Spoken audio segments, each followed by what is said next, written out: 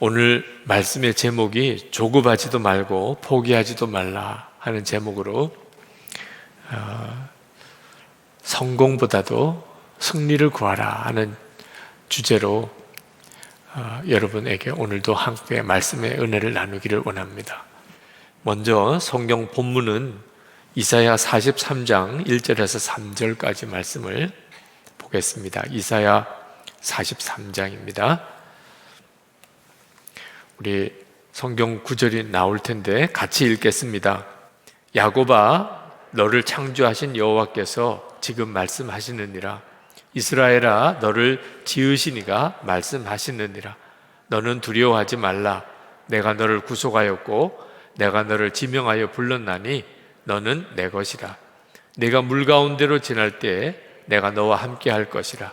강을 건널 때에 물이 너를 침몰하지 못할 것이며 내가 불 가운데로 지날 때에 타지도 아니할 것이요 불꽃이 너를 사르지도 못하리니 대전하는 여호와 내 하나님이요 이스라엘의 거룩한 이요 내 구원자임이라. 내가 애굽을 너의 속량물로 구스와 스바를 너를 대신하여 주었노라. 아멘. 가나안에 거하다 이진희 목사님 쓰신 그 책의 86페이지에 보면 이런 내용이 있습니다. 오늘 여러분과 함께 나눌 말씀의 아주 딱 핵심과도 같습니다. 광야는 그저 통고하는 곳이 아니다. 빨리 통과한다고 좋은 것도 아니다. 가나안에 들어가기 전에 그곳에서 살 준비를 충분히 해야 한다. 준비 없이 들어가면 반드시 실패하게 되어 있다. 다시 쫓겨날 수 있다.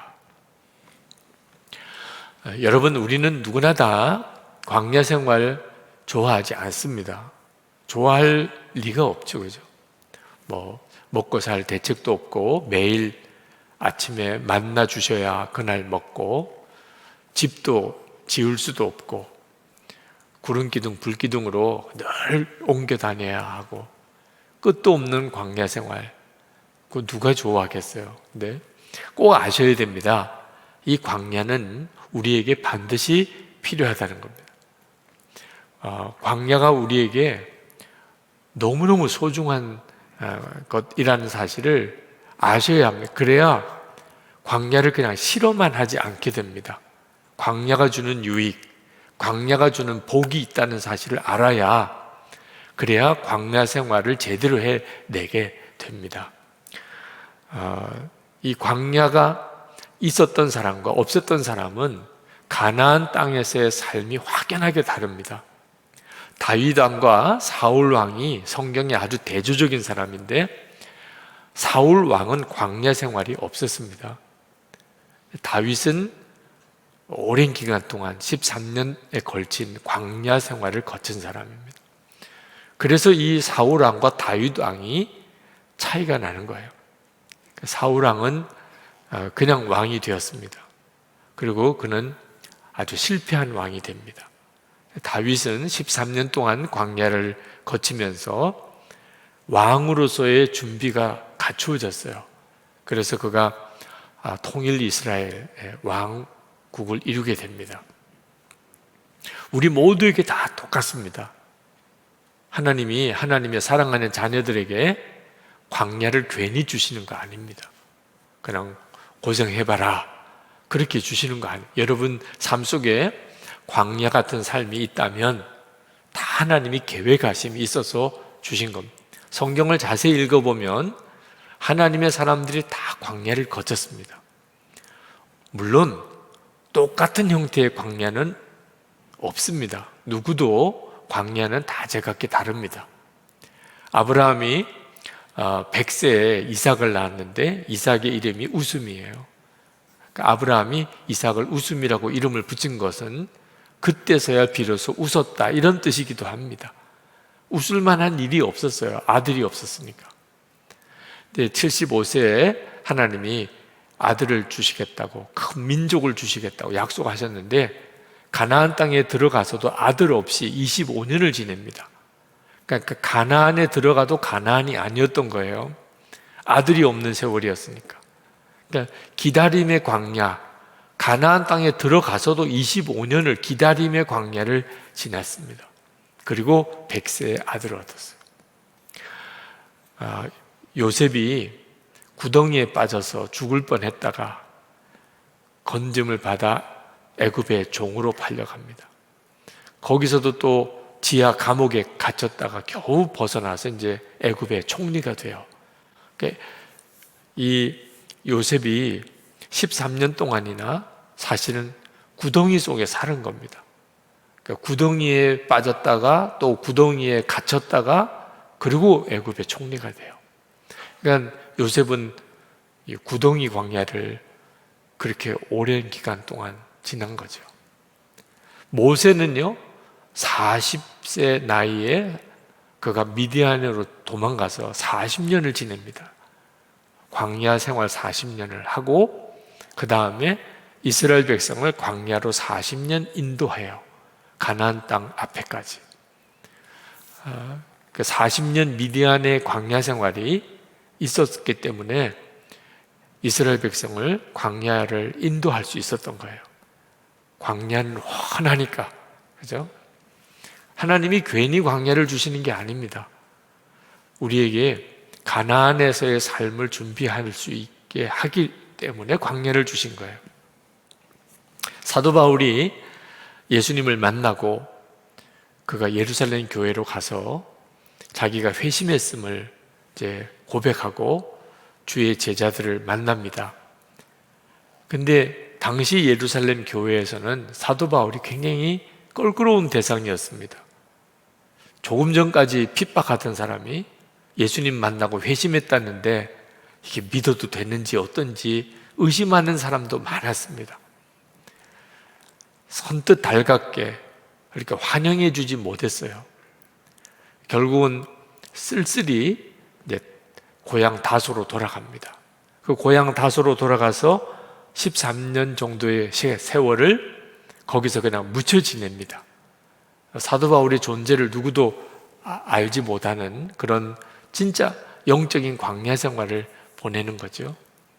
근데 그 광야 생활 중에 사도 바울이 말할 수 없는 은혜의 체험, 환상의 체험, 그리고 성령께서 복음의 진리를 깨우쳐 주시는 놀라운 기간을 보냅니다. 사도 바울의 서신과 그 이후의 모든 사역에 그런 영적인 기초, 신학적인 기초가 다 그때 만들어져요. 여러분들 한 사람 한 사람의 이야기를 다 들어보면 여러분들의 광야가 또 다 달리 있을 겁니다. 한 가지 분명한 것은 누구나 다 광야를 거친다는 겁니다. 주님의 사랑하는 이들은 다 광야를 거칩니다. 근데 그 광야가 굉장히 우리에게 유익하다는 거예요. 힘들지만 유익하다는 겁니다. 그 점을 여러분들이 분명히 알아야 돼요. 그걸 모르면 광야 동안에 어떻게 기도하게 되냐면 빨리 끝나게 해주세요. 하나님 이 어려움이 빨리 지나가게 해주세요. 좀 편안한 날이 오게 해주세요. 이제는 좀 마음껏 그렇게 지낼 수 있는 그런 좀 풍요한 때가 좀 오게 해주세요. 이렇게만 기도를 하게 돼요. 광야가 주는 진짜 유익을 모르니까 광야에서 얻어야 될 훈련이 안 되는 거죠. 절대로 그렇게 해서 광야가 지나가지지 않습니다. 민수기 14장 8절에 보면 광야를 지나서 가나안으로 가는 가장 빠른 길을 가르쳐 주고 있어요. 여호와께서 우리를 기뻐하시면 우리를 그 땅으로 인도하여 들이시고 그 땅을 우리에게 주시리라. 이는 과연 젖과 꿀이 흐르는 땅이니라. 그러니까 여호와께서 기뻐하시면요. 그러니까 광야를 지나는 동안에 막 소리 질러서 광야가 빨리 지나가게 해달라. 이 어려움이 빨리 사라지게 해달라. 이제는 좀 편안한 날이 내게 좀 오게 해달라.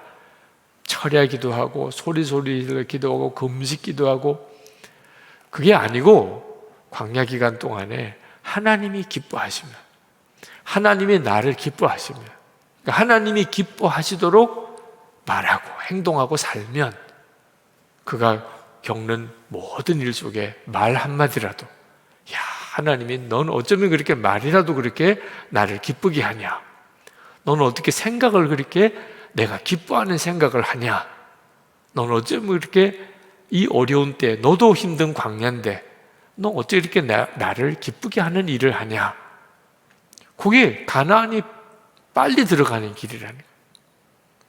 소리 지르고 어려움이 빨리 지나가게 해달라고 그러고 언제까지냐고 그렇게 해서 광야가 지나가는 게 아니고 하나님이 기뻐하시면 그게 핵심인 거예요. 애굽을 떠나서 이스라엘 백성이 가나안 땅에 들어가는 게 2년이면 들어갈 수 있었어요. 그냥 그대로 정말 직행 코스입니다. 애굽을 떠나서 가나안 땅까지 그 많은 그 무리들이 이제 가나안 땅 들어가기까지 제일 빠른 길로 들어갈 수 있는 길이 2년이면 됐어요. 가데스 바네아에서 이제 바로 넘어가면 가나안입니다. 근데 먼저 정탐꾼을 보내게 해달라. 그 가나안이 정말 좋은 땅인지 들어가도 괜찮겠는지 좀 정탐을 해보고 그리고 들어가게 해달라. 그래서 하나님이 그럼 정탐꾼 12를 뽑아서 갔다 오게 했습니다. 갔다 와서 난리가 났죠. 그 땅에는 엄청난 그런 거주민들이 사는데 도무지 우리는 그들을 이길 수가 없다. 그러면서 통곡을 하고 다시 애굽으로 돌아가자고 그러고 여기서 우리 다 죽게 생겼다고 그러고 결국은 하나님께서 그들을 다시 광야로 돌이킵니다. 민수기 14장 25절에 광야로 들어갈지니라. 이제 광야 지나왔는데 이제 가나안 땅에 들어가면 되는데 준비가 안 된 거예요. 하나님을 기뻐하실 만한 믿음, 하나님이 기뻐하실 말과 행동을 할 수 있는 사람으로 준비가 안 된 거예요. 그러니까 결국은 원망 불평하고 괜히 하나님이 우리를 여기까지 불러내서 다 죽이는구나. 말을 해도 꼭 그렇게 하고 그리고 하나님께서 그러면 너희들 다시 광야로 돌아갈지니라. 그래서 2년이면 들어갈 광야를 40년 동안 다시 광야 생활을 하게 되고 그때 당시 있었던 사람 다 죽습니다. 여호수아와 갈렙만 들어가요.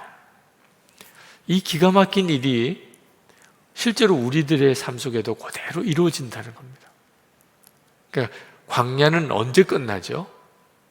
내가 지금 있는 그 자리에서 하나님을 기쁘시게 하는 자가 되면, 그리고 가나안에 들어가서도 하나님을 기쁘시게 하는 자로 살 수 있는 자가 되면 광야인지 가나안인지 사실 상관이 없어요. 살아보면 광야도 가나안일 수 있어요. 모세에게 그랬어요. 모세는 가나안 땅에 못 들어갔지만 늘 주님과 동행하며 늘 주님을 대면해서 그렇게 살았기 때문에 40년 광야가 모세에게는 사실 가나안과 같았어요. 가나안 땅에 들어간 이스라엘 백성도 그곳에서 이제 싸워서 그 땅을 정복해야 되고 그래야 됐기 때문에 가나안 땅에서도 어려움이 많았습니다. 중요한 것은 어려우냐 편안하냐가 아닙니다.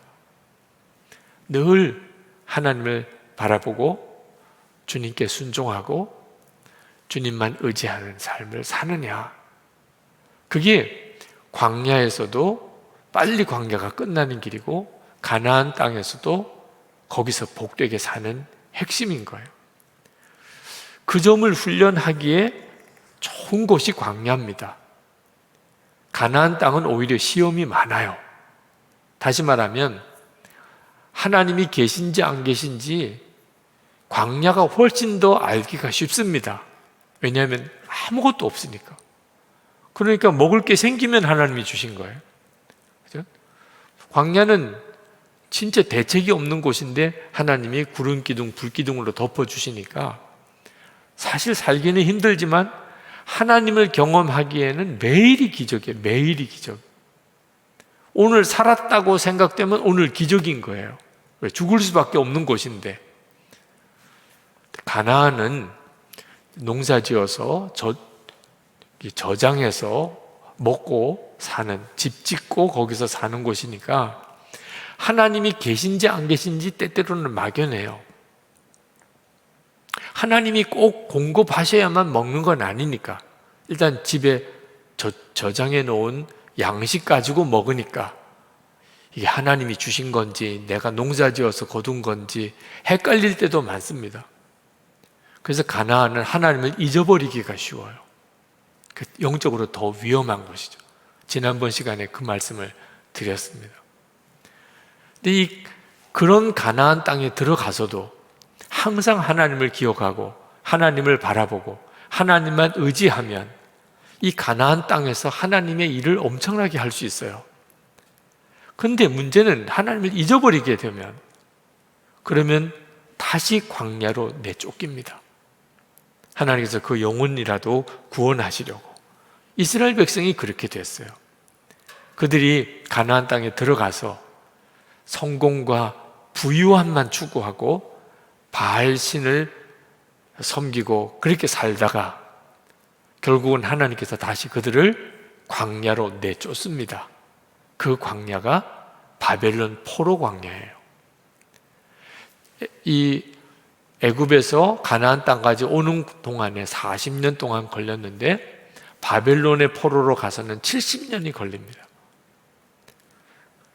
가지 않아도 되는 길이었던 거죠. 바로만 살았으면 가나안 땅에 들어가서 광야에서처럼 하나님 바라보고 하나님이 주신 것인 줄 믿고 농사지어서 거둔 곡식이지만 이거 하나님이 주신 것인 줄 믿고 온전한 11조를 드리고 안식일을 제대로 지키고 하나님께 제사 드리는 것을 잘 했으면 그러면 그 가나안 땅에서 정말 세계 모든 민족에게 복의 통로가 되는 그런 삶을 살았을 텐데 결국은 바벨론의 포로로 잡혀가게 됩니다. 그러니까 여러분 빨리 광야가 끝나기를 조급한 가지시면 안 됩니다. 기도를 해도 하나님 죽겠어요. 하나님 이거 빨리 끝나게 해주세요. 하나님 빨리 벗어나게 해주세요. 이런 식으로만 기도하면 안 됩니다. 하나님 저에게 이런 광야가 왜 필요했습니까? 하나님 저를 이 광야를 통해서 도대체 뭘 어떻게 저를 세우시기를 원하십니까? 제가 뭘 배워야 됩니까? 무슨 훈련을 해야 됩니까? 그러면 기도도 벌써 하나님의 마음에 느껴지는 게 다르지 않겠어요? 빨리 끝나게 해주세요 라고 하는 거. 하나님 제가 뭘 배우면 좋겠습니까? 제가 이 광야를 통해서 뭘 깨달아야 되겠습니까? 그럴 때 하나님이 여러분이 하나님 같으면 누구를 빨리 해결해 주시고 싶으시겠어요? 당연히 하나님을 기쁘시게 하는 기도하는 자이잖아요. 우리에게 그것이 필요하다는 거예요. 이스라엘 백성이 바벨론의 광야로 끌려갑니다. 이제 정말 이 민족, 우상 섬기는 민족의 종으로 거기서 살아요. 근데 다행히 그들이 거기서 회개합니다. 돌이켜요. 성전에 갈 수가 없어요. 성전 다 무너졌고 또 포로로 바벨론까지 끌려갔으니. 그래서 그들은 거기서 회당을 세웁니다. 이제 성전 제사는 못 드리지만 거기서 예배 드릴 수 있는 공간을 만들어서 요즘 우리 식으로 보면 이렇게 예배당인 거죠. 여기다 공간을 만들고 그리고 거기서 이제 하나님께 제사를 못 드리니까 이제 하나님께 예배를 드리는데 그 예배를 드리는 형태가 지금 우리들이 드리는 이런 예배 형태와 비슷한 거죠. 중요한 것은 성경인데 그전에는 성경이 다 제사장들 레위인들이 그저 읽어주면 들은 거예요. 구전으로 전해진 겁니다. 근데 이제는 이 성경이 핵심인 겁니다. 제사가 핵심이 아니고. 그래서 구전으로 전해오던 성경을 기록하기 시작해요. 구약 성경의 대부분이 언제 기록이 됩니까? 바벨론 포로 시절에 기록이 됩니다. 기가 막히죠? 이 성경, 구약 성경이 바벨론 포로 시절에 대부분 지금처럼 이렇게 정확하게 기록이 돼요. 바벨론 포로가 없었다면 성경도 없었을 수도 있는 거죠. 그리고 그걸 해석하기 시작합니다. 도대체 이 말씀은 무슨 의미가 있을까?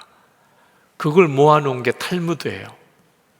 유대인들이 지혜의 책이라고 그렇게 세상 사람들에게는 알려진 탈무드예요. 안식일마다 회당에 모여서 성경을 읽고 듣고 공부해요. 그들은 예루살렘에 살 때는요, 하나님 앞에 제사 드리는 것조차 소홀히 여기고, 그리고 아주 병들고 그렇게 제대로 상품 가치도 없는 것들만 제물로 바쳤습니다. 그런데 그들은 바벨론에 가서는 안식일마다 회당에 모여서 거기서 성경을 읽고 성경을 배우고 그리고 성경을 전하고, 이스라엘 역사상 가장 그들이 신앙생활을 제대로 했던 때가 언제냐면 바벨론 포로 시절이에요. 그 기가 막힌 어려웠던 때, 나라 다 잃어버리고 성전에서 성전 다 무너지고 그리고 그들은 포로로 잡혀가 있는 그 시절에 그들에게 영적 부흥이 일어납니다. 말씀이, 성경이 기록이 되고 그리고 회당에서 예배가 드려지고, 그리고 난 다음에 다시 가나안으로 돌아오게 되잖아요. 그죠? 그러니까 광야 생활 중에 어떻게 해야 되는 거구나 하는 감이 잡히죠. 지금 내가 완전히 광야로 내몰린 것 같아요. 그런 느낌이 드시면 두려워하지 말고, 그것 때문에 낙심하지도 말고, 빨리 끝나게 해달라고 막 보채지도 말고, 지금 하나님이 어떻게 하면 기뻐하실까? 그 삶만 제대로 살면 되는 거죠. 지금 우리가 코로나19로 인해서 사실 온 세계가 지금 광야를 지나고 있는 것 같습니다. 코로나 때문에 겪는 어려움, 특히 우리 교인들의 어려움은 예배당에서 못 모이는 거예요. 지금도 성령 집회에 우리 한 300명 등록하신 분들만 오시기로 했는데, 오늘 제가 보니까 한 300명보다 조금 더 되시는 분들 또 지금 부속실에도 계시기도 하고, 그리고 이제 나머지 분들은 이렇게 영상으로 참여하시는데, 우리가 지금 가장 곤혹스러운 일인 거죠. 전에는 교회 생활의 가장 중요한 힘은요, 모여서 찬송하고 모여서 기도하고 모여서 은혜 받고 거기서부터 왔거든요. 근데 이제는 모일 수가 없어요. 그런데 놀라웠게도 가정이 다 교회가 되어버렸어요. 이 어려움이 아마 두고두고 앞으로 교회 역사에 굉장히 중요하게 언급될 것 같아요. 전에는 다 예배당 중심이었어요, 신앙생활이. 근데 지금은 다 집집마다가 다 예배당이 됐습니다. 그래서 이제 온라인으로 예배 드리면서, 그냥 전에는 거실에서 지내고 식당에서 밥 먹고 그러던 집안이 이제 예배 시간이 되면 갑자기 거기가 예배당이 되어버려요. 그 가정 예배당이. 이런 일이 2000년 전에도 똑같이 있었습니다. 로마에 의해서 예루살렘 성전이 또 무너집니다. 무너질 때, 그때 그들이 하나님의 임재를 상징하던 성전이 무너지니까 얼마나 당황스러워요. 다 끝난 것 같았죠. 근데 참 놀랍게도 그로 인해서 수천 수만의 성전이 유대인들 가정을 통해서 세워지게 돼요.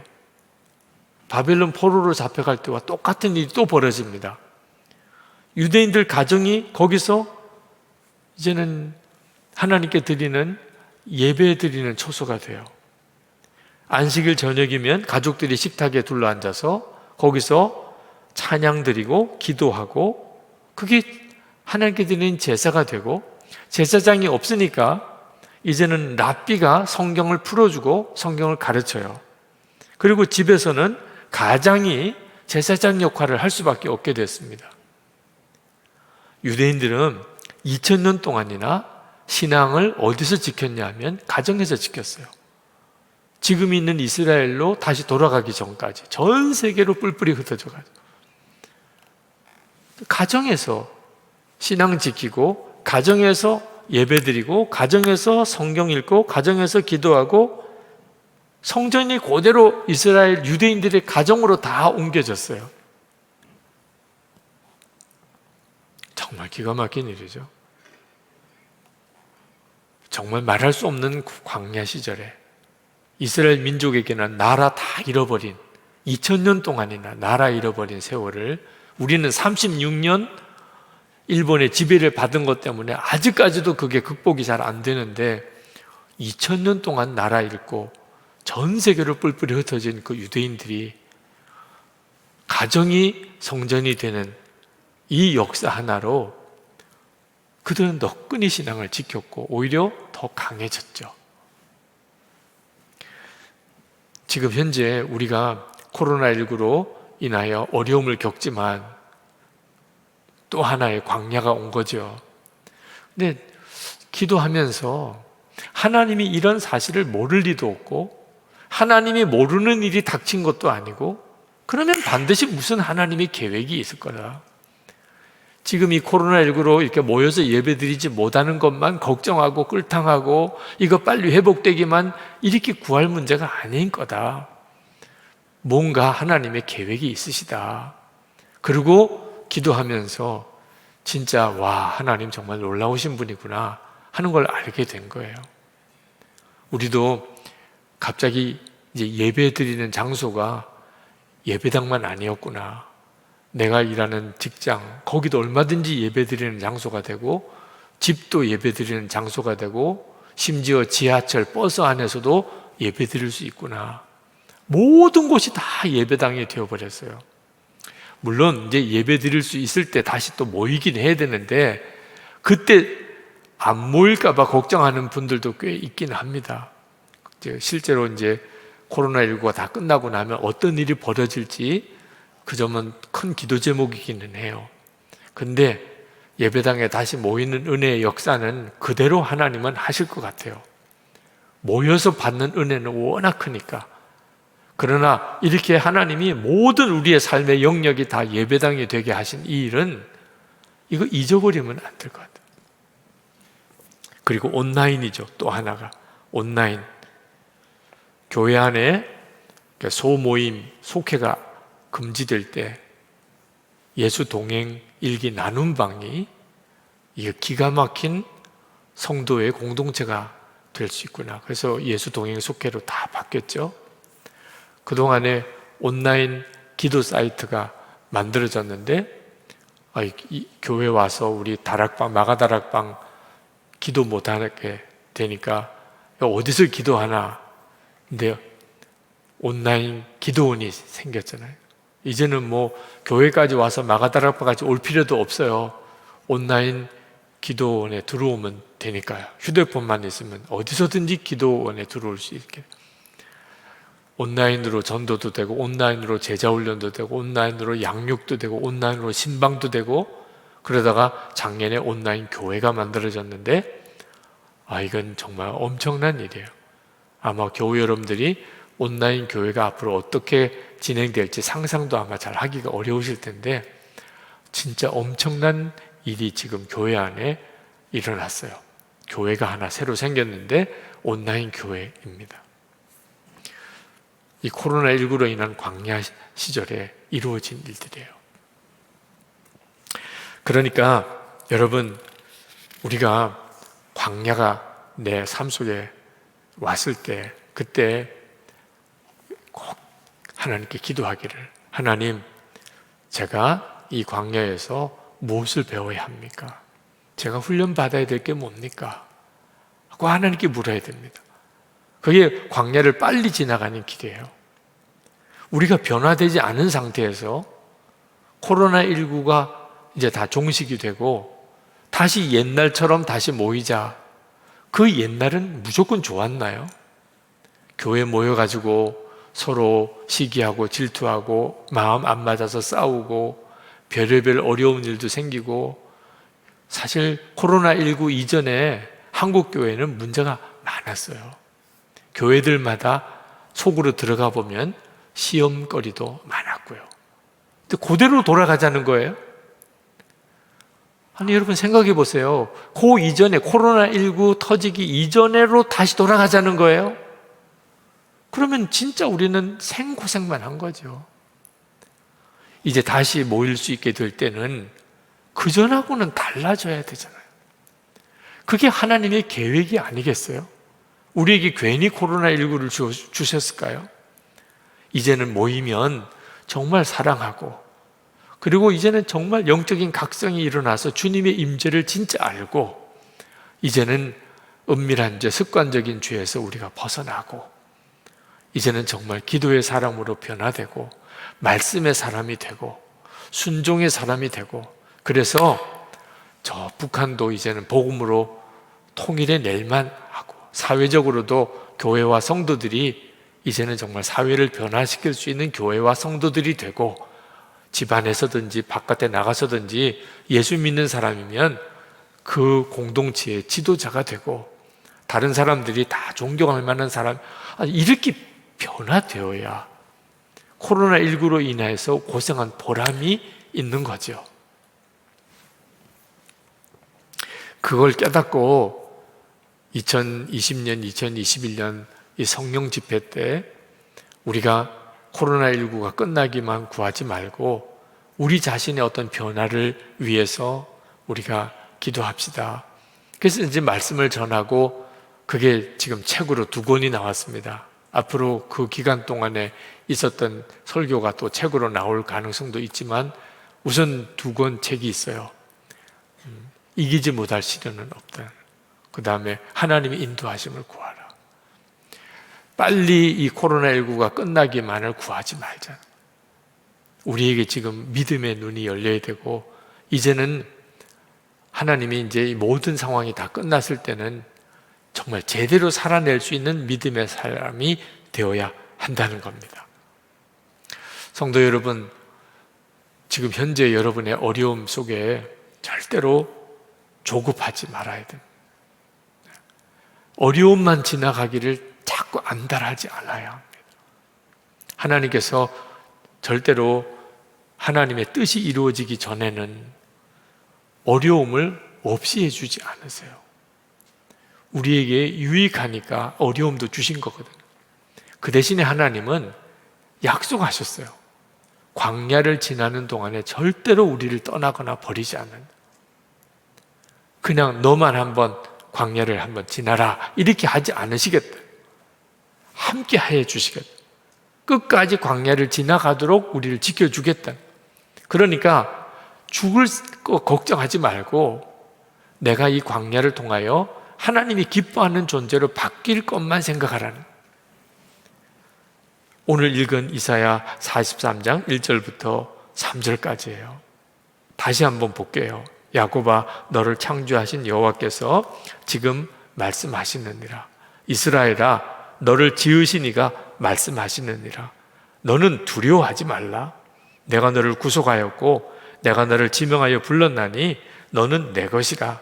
내가 물 가운데로 지날 때 내가 너와 함께 할 것이라. 그죠? 주님이 그렇게 말씀하셨어요. 물 가운데를 건널 때 함께 해주시겠다는 거예요. 광야를 지날 때 하나님은 함께 해주시겠다. 내가 불 가운데로 지날 때도 타지도 아니할 것이요 불꽃이 너를 사르지도 못하리니 대전하는 여호와 내 하나님이요 이스라엘의 거룩하니요 내 구원자임이라. 내가 애굽을 너의 속량물로 구스와 스바를 너를 대신하여 주었노라. 하나님은 우리를 그냥 광야로만 내몰지 않으시고 더 가까이 해주시겠다고 하셨어요. 제가 1984년 6월에 다리를 다치고 인관을 못하고 그리고 이제 집으로 돌아오게 되었는데, 이제 그때부터 이제 다리도 치유돼야 되지만 당장 제가 섬길 교회가 없어요. 군목 간다고 이제 다 사임을 하고, 근데 인관을 못했으니 수원에 계시는 아버님 집에 제 아내와 큰딸 지영이와 그러니까 얹혀 살게 된 거죠. 그러니까 빨리 저도 어느 교회에 가서 뭐 부목사라도 제가 사역을 해야 그래도 저도 가정을 이제 꾸려 나갈 거 아닙니까?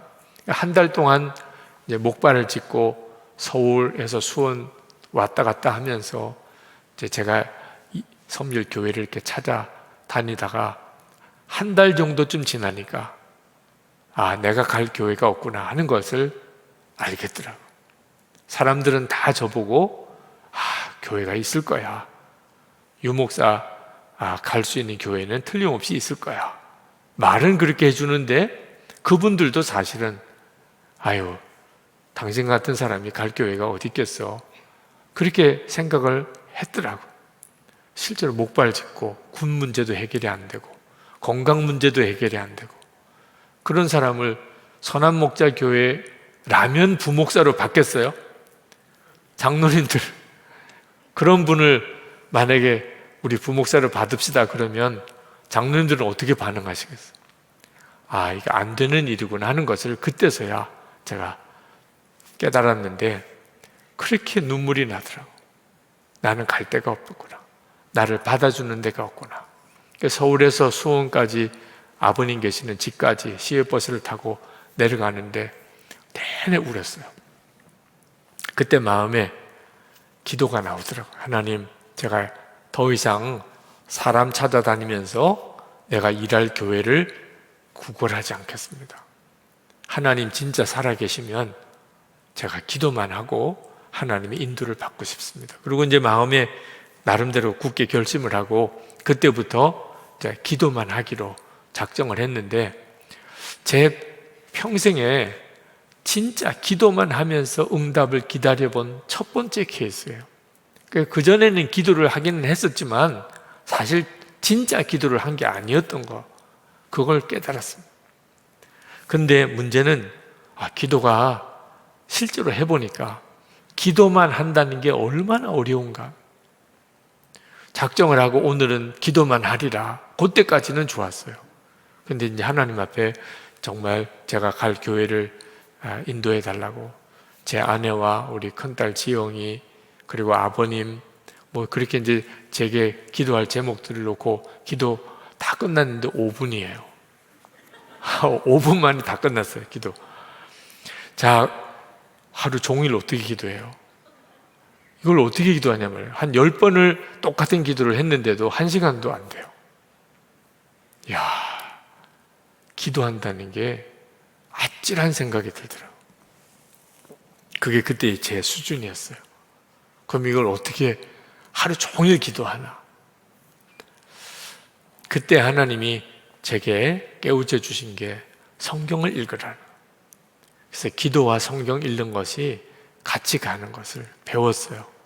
그래서 이제 창세기부터 펼쳐서 성경을 읽고 기도가 안 되면 성경 읽고 성경 읽다가 갑자기 기도하고 싶은 마음이 생기면 기도하고 그렇게 이제 하루를 보내게 됩니다. 그러다가 보니까 이상하게 깨달아지는 게 많아요. 성경을 읽으면서 이런 내용이 있었구나. 이런 뜻이구나. 근데 그걸 그냥 흘려보낼 수가 없어서 그것을 옆에 노트에 쓰기 시작을 했습니다. 그렇게 한 달을, 2달을, 석 달을 보낸 거예요. 그때 만들어진 그 기도에 대한 공부 노트가 사실 성령으로부터 성경 공부를 한 참 놀라운 경험이었고 그리고 기도 훈련이었고 저와 제 아내가 다 함께 믿음으로 사는 정말 실제적인 훈련을 했고 그게 이제 모체가 되어서 예수님의 사람 제자 올린 교재가 사실 만들어지게도 된 거예요. 그리고 3개월 뒤에 정말 하나님만이 하셨다고 하는 방법으로 서울 광림교회 부목사가 됐어요. 그때가 나이가 27입니다. 요즘 보면 27 나이에 그렇게 부목사로 간다는 것 자체가 사실 말이 안 되는 일이 그냥 이루어진 거예요. 광야를 지날 때 빨리 광야가 끝나기만을 기도하지 말고 그 광야 생활 중에 하나님의 계획하실 게 뭡니까? 하나님이 어떻게 하는 게 기뻐하실까?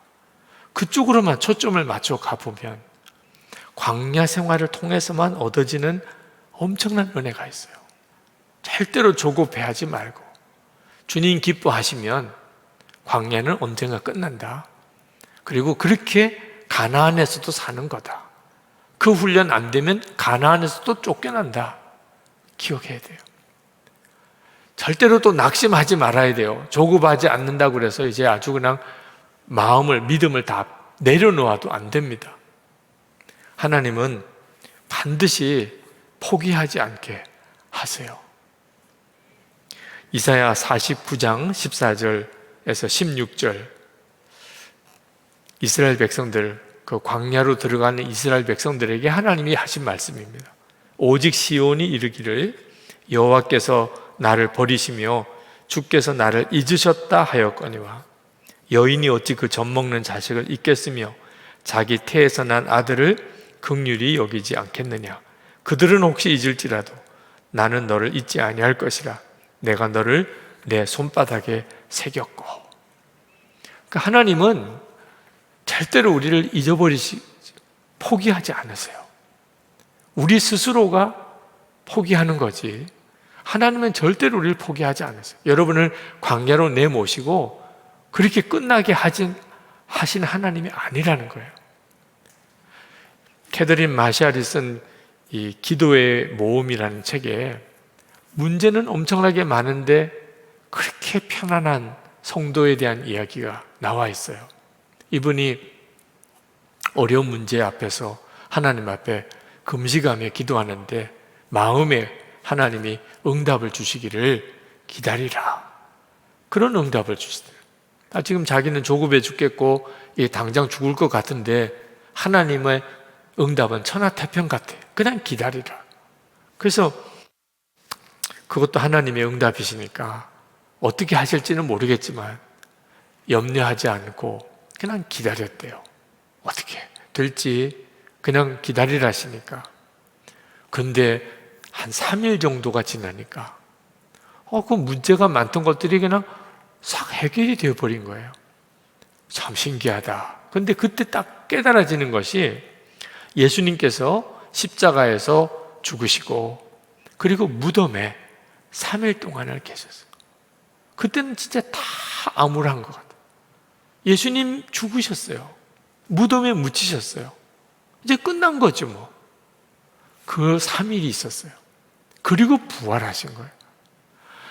이분이 엄청난 영적인 진리를 깨달은 겁니다. 주님의 부활 역사 전에 3일 동안의 죽음의 기간이 있었구나. 그때는 그냥 대책 없이 기다려야만 되는 거죠. 그래서 이제 이분에게 있어서 굉장히 중요한 영적인 원리가 된 거예요. 어떤 문제가 생기고 시험이 생기고 그러면 진짜 주님께 맡기고 3일을 기다려요. 3일을. 말로 은혜를 뒤집지도 않고 행동으로 뒤집지도 않고 하나님께 기도하고 주님께 정말 맡기고 그리고 하나님이 어떤 제스처를 주실 때까지 내게 어떤 사인을 주실 때까지 3일을 기다리면 그러면 지나고 나면 정말 부활의 역사를 경험하는 주님이 역사하셨구나. 주님이 일하셨구나. 그 내용이 그 책 속에 참 감동적으로 기록이 되어져 있어요. 여러분 우리가 광야를 지날 때 꼭 가져야 될 원칙이에요. 조급해하지도 말아야 되고 언제 끝나나요? 언제 끝나나요? 하지도 말아야 되고 그렇다고 해서 절대로 포기하지도 말아야 돼요. 우리가 겪는 우리 광야 중에 가장 힘든 광야가 사람 광야입니다. 사람 광야. 진짜 나를 광야 생활을 하게 만드는 사람이 있어요. 그렇죠?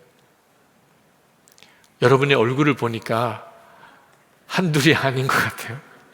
진짜 그 사람이 내 인생을 지금 광야처럼 살게 만드는 분이에요.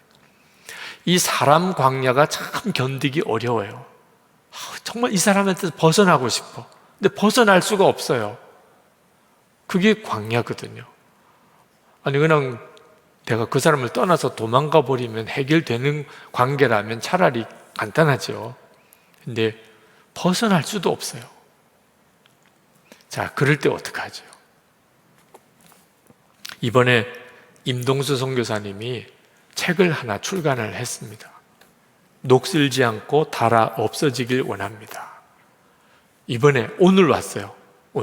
오늘 제가 예배당 들어오는데 서점에서 목사님 임동수 선교사님 책 왔어요. 그러면서 한 권을 제게 전해주셔서 제가 여기 지금 가지고 왔습니다. 제가 추천서도 썼어요. 꼭 한번 여러분 읽어보시면 좋겠어요. 근데 여기에 이런 내용이 있습니다. 제가 그 중에 한 부분을 읽어드리고 오늘 같이 기도하려고 하는데, 주님, 내가 양이 되게 하소서. 2017년 3월 15일 예수동의 일기입니다. 파라과이엔 집마다 기르는 가축의 종류가 다양합니다. 대부분의 가축들은 낮 동안 자유롭다 못해 거의 자기 마음대로 여기저기 먹을 것을 찾아 돌아다닙니다. 그러다가도 어둠이 찾아오면 하나 둘씩 꼭 집으로 돌아옵니다.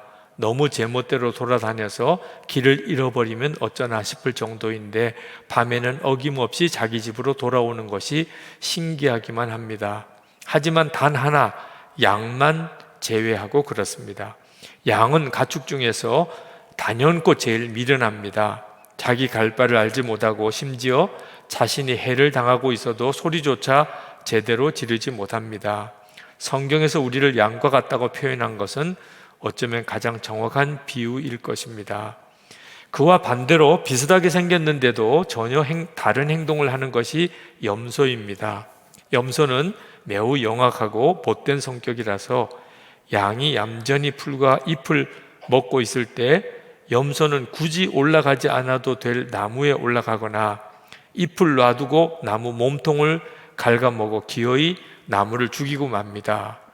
하지만 이런 못된 염소도 한 가지 쓸모가 있는데, 그건 움직일 줄 모르는 양무리에 섞어 놓으면 활발한 염소가 들쑤시고 다녀서 양들도 제자리에만 있지 않고 따라 움직인다는 것입니다. 그런 염소가 없다면 양은 제자리에서 맴돌며 그 근처의 풀만 뜯어먹게 됩니다. 살아가다 보면 양과 같이 순한 사람도 있지만 여러분 같은 사람들, 염소같이 못된 사람도 적지 않게 만납니다. 심지어 거의 매일 얼굴을 맞대야 하는 사람 중에 많은 사람이 염소같이 나를 괴롭히기도 합니다.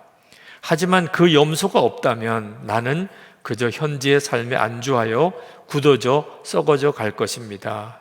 때로는 그 염소 같은 사람이 나를 말할 수 없이 괴롭게 하고 곤란한 상황에 몰아넣기도 하지만 오히려 그 상황이 있기에 그 상황을 이기기 위해 우리는 현실에 안주하지 않고 떨쳐 일어날 수 있습니다. 때때로 그 사람의 염소됨이 지나쳐서 감당하기 힘들 때도 있지만 그 일을 통해 그 상황을 주님의 이름으로 이겨나갈 때 나의 삶과 신앙도 성장할 수 있을 겁니다.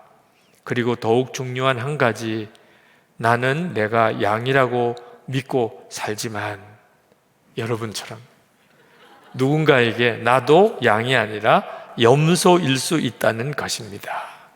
더욱 근신하여 자신을 돌아보아야 할 것입니다. 그래서 오늘도 더욱 주님께 간구합니다. 주님, 내가 염소가 아니라 양이 되게 하옵소서. 염소를 만날 때 나에게 해를 끼치는 것에만 집중하여 분노하기만 하는 우를 범하지 않고 그 일을 통해 말씀하시고자 하시는 주님의 마음을 바라볼 수 있게 하옵소서. 아멘. 하나님께서 오늘 이 시간에 여러분의 삶 속에 부딪혀오는 광야 같은 삶, 그 삶을 어떻게 이겨나가게 하기를 원하시는지 정확하게 주님의 뜻을 붙잡으시게 되기를 축복합니다. 절대로 조급해하지 마십시오. 이 어려움만 빨리 지나가게 해달라고 기도하지 마십시오. 코로나19 상황도 그렇고 여러분의 인생에 부딪히는 이 사람 광야를 만났을 때도 그렇고 항상 하나님, 주님이 왜 저에게 이런 광야를 주셨습니까? 물으세요. 그리고 주님이 반드시 답을 주십니다. 그리고 정말 염소 같은 사람도 감사하다. 그 사람 때문에 내 영혼이 살아가는구나. 내가 깨어있게 되는구나. 하고 여러분의 마음이 바뀌어지면 그러면 어느덧 광야는 끝나고 가나안이 시작이 되실 겁니다. 오늘 기도 중에 여러분의 광야의 삶의 변화가 있기를 축복합니다. 그리고 가나안에서도 실족하지 않고 정말 복되게 사는 그런 믿음의 사람이 되는 역사가 있기를 원합니다.